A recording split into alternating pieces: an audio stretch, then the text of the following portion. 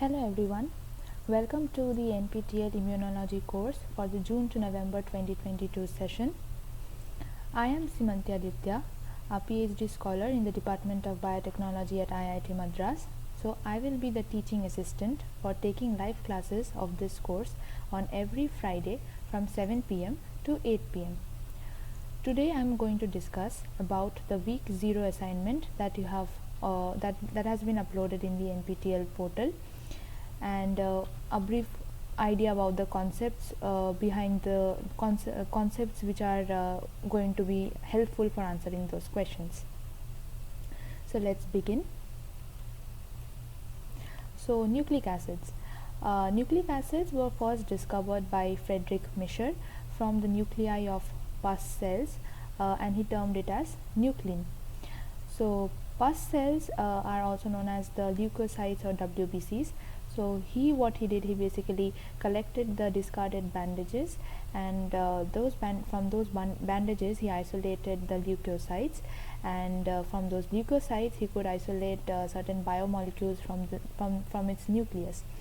Those biomolecules, he found that it had composition of carbon, hydrogen, oxygen and nitrogen, and he named it as nuclein.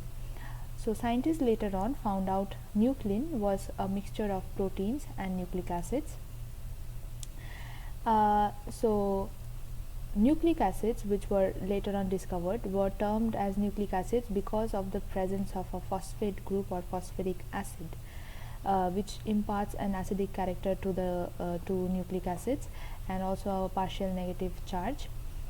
So nucleic acids can be of two types, namely the ribonucleic acid RNA or the deoxyribonucleic acid, which is known as the DNA. So we know that deoxyribonucleic acid or DNA plays a very important role in our body because it is the genetic material of all the mammals and as well as most of the eukaryotes. RNA also is to some extent important because it helps in it is basically the mediator between the DNA and proteins. So RNA also in some cases forms the genetic material of some viruses, for example the HIV virus or the retroviruses or some RNA viruses, and mostly it is the mediator between the DNA and protein, and it also plays a very important role in certain cell cycle regulations. So let's not go into that details, but nucleic acids. So nucleic acids are polymeric substance similar to proteins. So proteins, as we know that the building block of protein is amino acid. Similarly for nucleic acid, the building block is known as nucleotides. So these are the monomers, and each so when several nucleotides join together, they form nucleic acids, polymeric substance, which is nucleic acid. So each of the nucleotide has three components. So these are named as pentose sugar, nitrogenous base, and a phosphate group. So let us go into the details of all of this structure.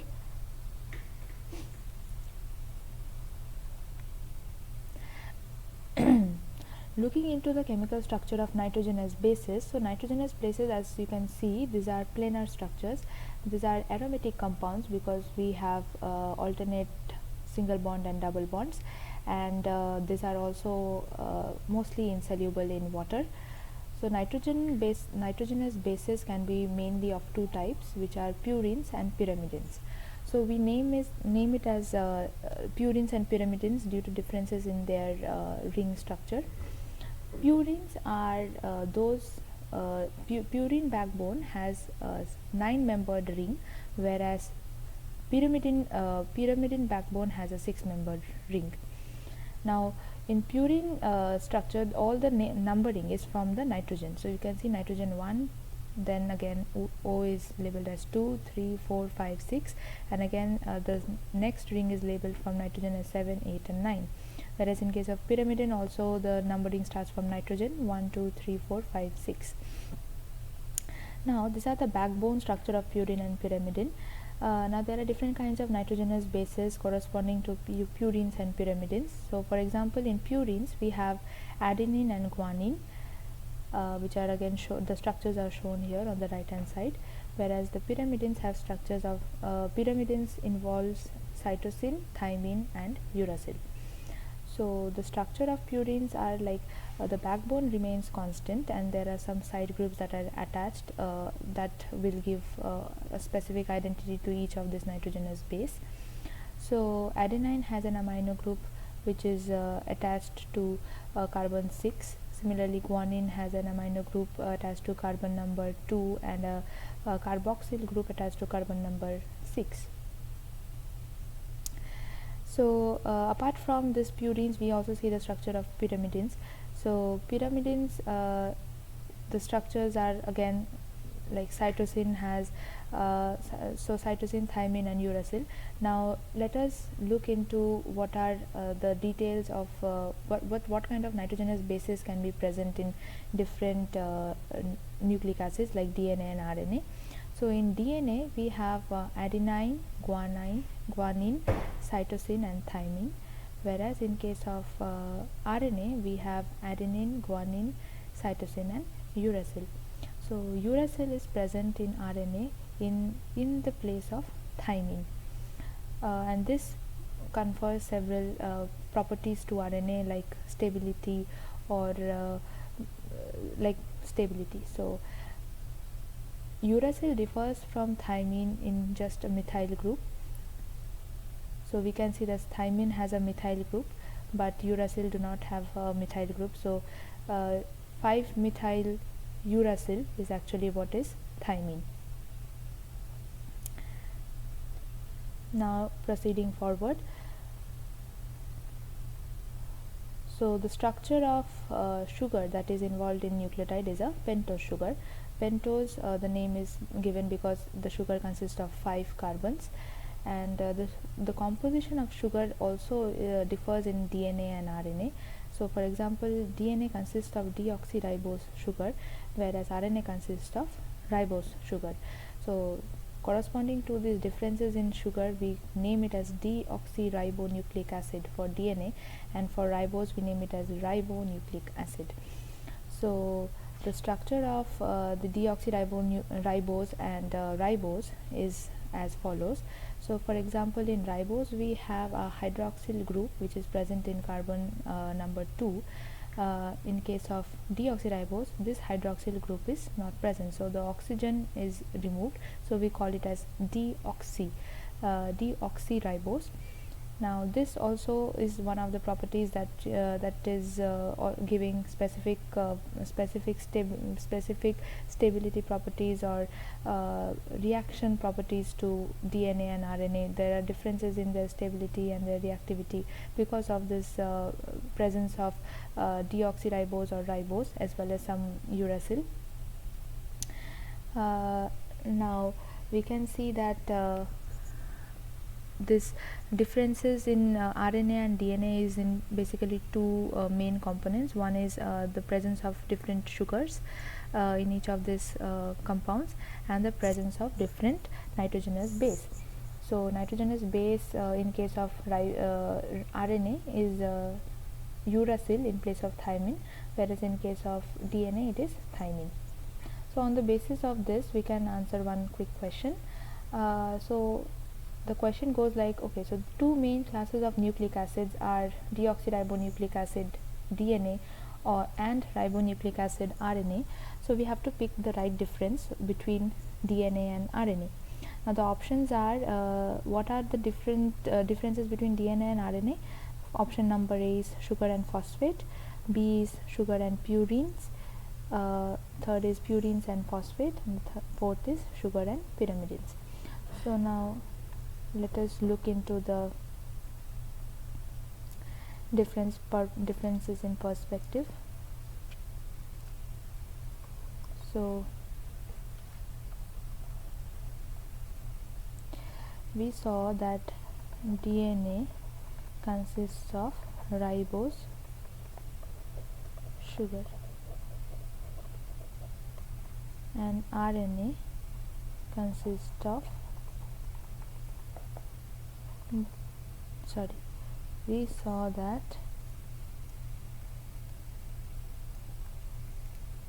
DNA consists of deoxyribose sugar, and RNA consists of ribose sugar. Apart from that, DNA has nitrogenous base, that is thymine, and RNA has nitrogenous base, that is uracil. So both this thymine and uracil belong to pyrimidines. They are 9-membered ring structures. Sorry, they are 6-membered ring structures.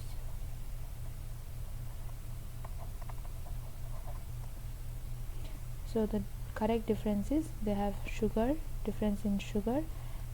So there are 3 options with differences in sugar, and difference in thymine and uracil, which is pyrimidine. So this is again pyrimidine. So the option number 4 is the correct option. Now going forward, let us look into the structure of nucleotide. So nucleotide, as we know, consists of a nitrogenous base, a sugar, and a phosphate group. Contrast to that, a nucleoside consists of a nitrogenous base and a sugar.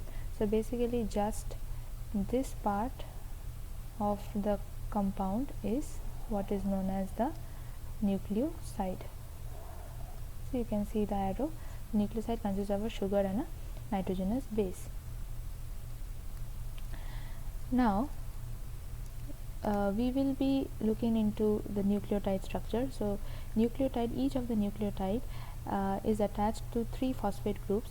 Now depending upon the direction on which the phosphate groups are attached to the sugar, will give the name of the phosphate. For example, the phosphate group which is closest to the sugar is alpha phosphate.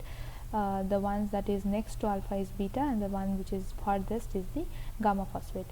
So during incorporation of this each nucleotide monomer, we get during the incorporation of each nucleotide monomer into the nucleic acid polymer, so the last 2 phosphate groups basically gets cleaved and it forms a pyrophosphate.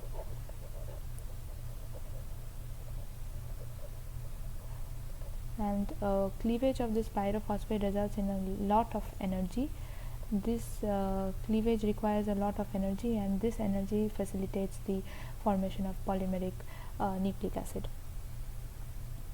Now because we have this phosphate group attached to this nucleoside, so if one phosphate group is attached to the nucleoside, we will call it as nucleoside monophosphate. If 2 phosphate groups are attached, we will call it as diphosphate, and if 3 are attached, we will call it as nucleoside triphosphate. So there are several functions of nucleotides in our cell, in our body. So one of the primary function is that it will result in the, let me just erase this.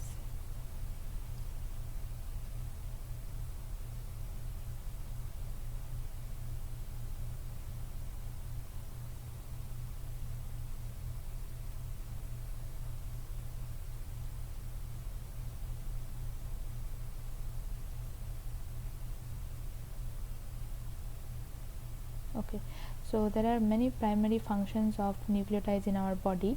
One first function is that it results in the formation of an energy currency, that is ATP and GTP. So ATP and GTP, this is adenosine triphosphate, guanosine triphosphate. They are the energy currency of the cell. ATP is produced by mitochondria, and it provides energy for all the life processes to carry on smoothly.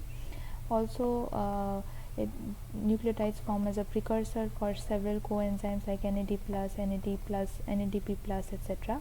And also they are the precursor for secondary messengers like cyclic AMP and GMP. So secondary messengers are signaling molecules. They help in several signaling pathways and proper signaling pathways that could result in several phenotypic changes. For example, differences in calcium signaling, differences in insulin secretion, etc. Now let us look into what kind of bonds are present in between each of these molecules. So we see that the sugar is bound to the nitrogenous base by a glycosidic bond. So this glycosidic bond is more specifically called as N-glycosidic bond,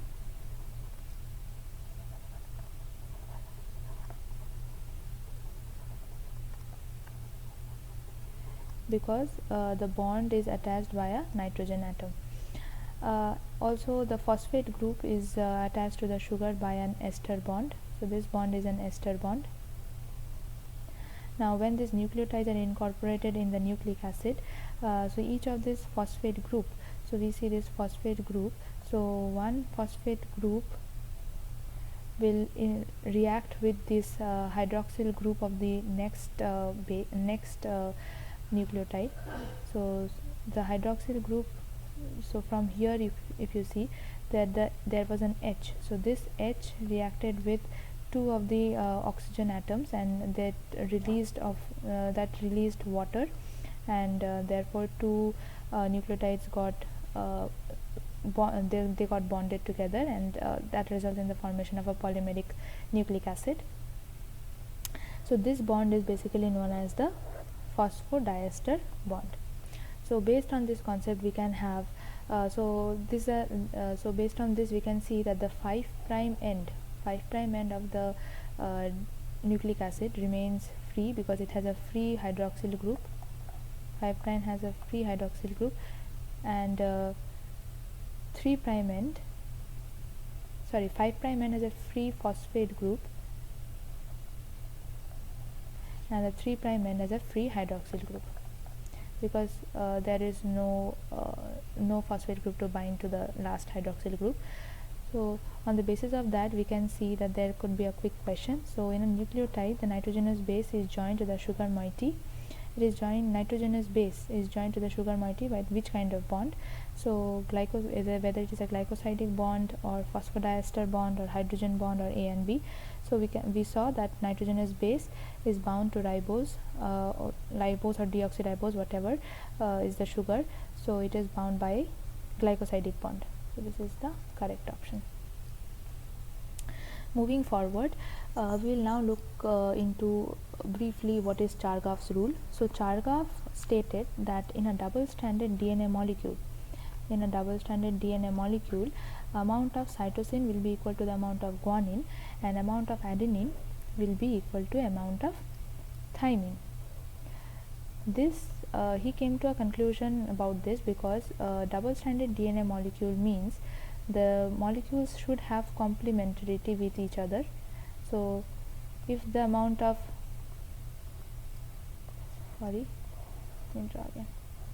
so as A pairs with T and G pairs with C, throughout the length of DNA, the amount of A in one strand will be equal to the amount of T in the other strand, and vice versa for each of these nucleotides. So when we will finally conclude, we will say that A will be equal to T and G will be equal to C for a double-stranded DNA molecule. So A by T equal to G by C will be equal to 1. Now because we are saying that A will be equal to T, G is equal to C, so basically A plus G equals to C plus T. So that is what is the second rule, because we will have amount of A plus G same in one strand, that will be equal to the sum of pyrimidines in the other strand, and that is the second rule of Chargaff. The third rule is the percentage of C plus G will not necessarily equal to the percentage of A plus D, because percentage means what? C plus G divided by total amount of nucleotides means A plus D plus C plus G into 100. So that is not going to be equal to A plus D for like obvious reasons, because it will be 30 plus, say C plus G will have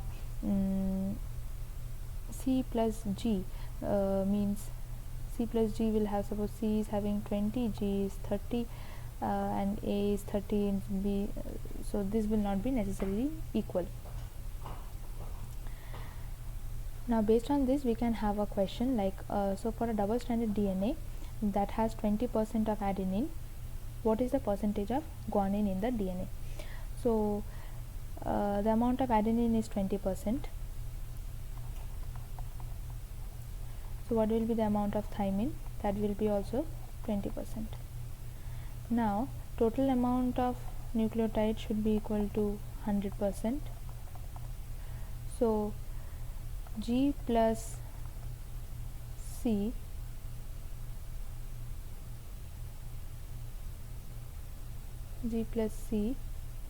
because A plus G plus C will be equal to 100% minus A plus T, that is equals to 100% minus 20 plus 20, that is equals to 100% minus 40% equals to 60%.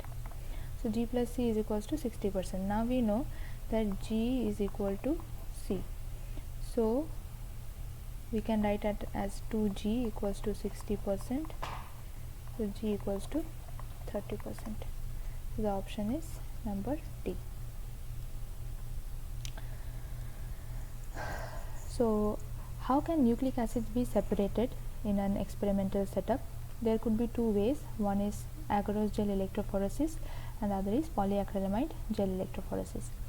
Now in case of agarose gel electrophoresis, the pore size is quite higher because agarose cross links to form greater pore size, so we can separate longer length of nucleic acids.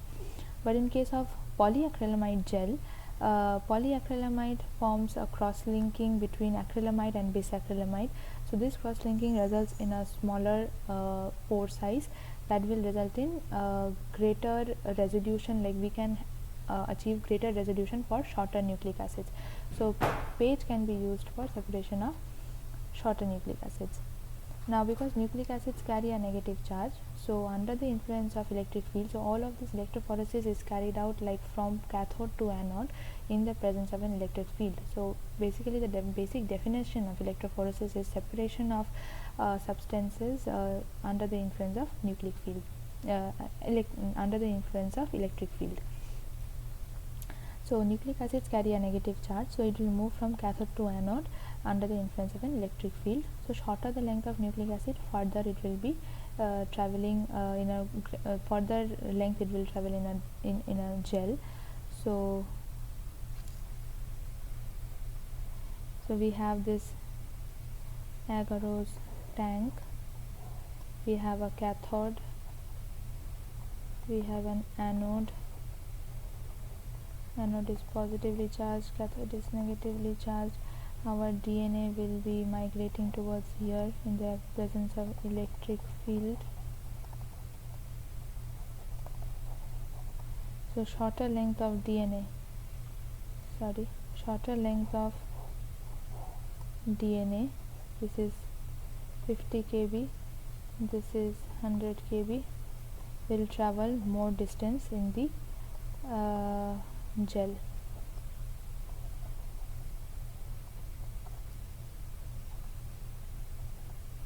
More distance in the gel. So one of the questions is like, which of the following technique can be employed for separation of nucleic acid? That is either Wester blotting, page, SDS page, none of the mentioned, so it will be page. We do not, what is the difference between SDS page and page? So usually for separation of proteins we use SDS. SDS confers a uniform negative charge to the proteins, which is not required, which is not a necessity for nucleic acid, because we have an inbuilt negative charge in case of nucleic acids.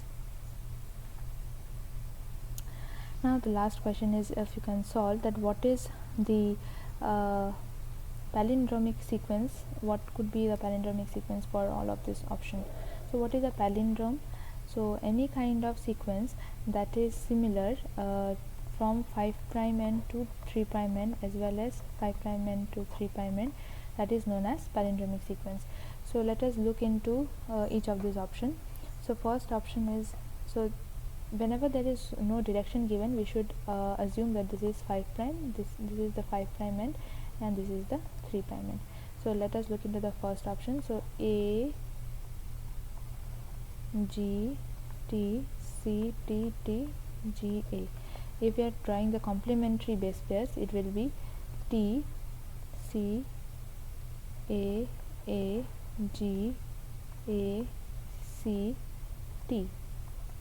So is it similar to the 5 prime and 3 prime? Is the 5 prime to 3 prime direction similar to similar in the opposite strands?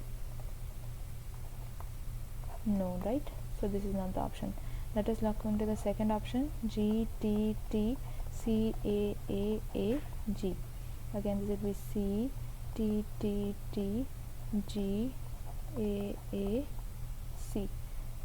Again this is not similar, not the option. Third option is A, T, T, G, C, A, T. This will be A, T, T, G, C, A, T. So now you look that 5 prime to 3 prime end of this sequence is similar to the complementary sequence 5 prime to 3 prime end. So this is known as a palindromic sequence. So the correct option is C. So with that, the week 0 content comes to an end. The next class will be for the week 1, will be discussed about the week 1 doubts. So it will be on Friday 7 to 8 p.m. Thank you.